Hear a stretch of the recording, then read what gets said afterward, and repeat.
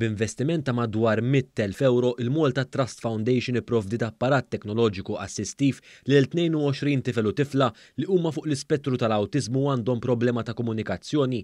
Dan tħabbar waqt konferenza tal-aħbarijiet mill-Malta Trust Foundation waqt l-indirizz tagħha l-President tal-Fondazzjoni Mary Louise Colero Preka sostnit l-importanza ta' dan l-apparat assistiv sabiex jgħin fil-komunikattiva ta' dawn it-tfal. Provdu dawn id-devices li huma custom made għal tfal li ma jitkellmux fuq l-ispettru tal-awtiżmu huwa maħsub li jbiddel il-kwalità tal-ħajja tagħhom għaliex jkunu jistgħu jibdew jikkomunikaw għal daqstant il-fatt li jikkomunikaw anke mal-familji ma' sħabhom anke l-iskola tagħmel differenza kbira f'ħajjithom. Intant One News tkellem ukoll mal-kap eżekuttiv tal-Aġenzija Support Ruth Berras.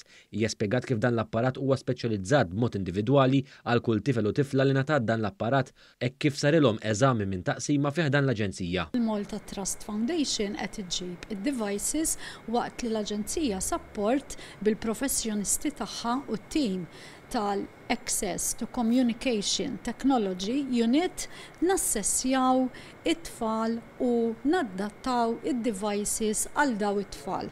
Xogħolna u kollu li jinħarġu kemm il-ġenituri u kemm għalliema, LSCs u nies oħra li jkollhom x'jaqsmu ma' daw it-tfal li jkollhom komunikazzjoni komplessa biex huma jikkomunikaw man-nies barra.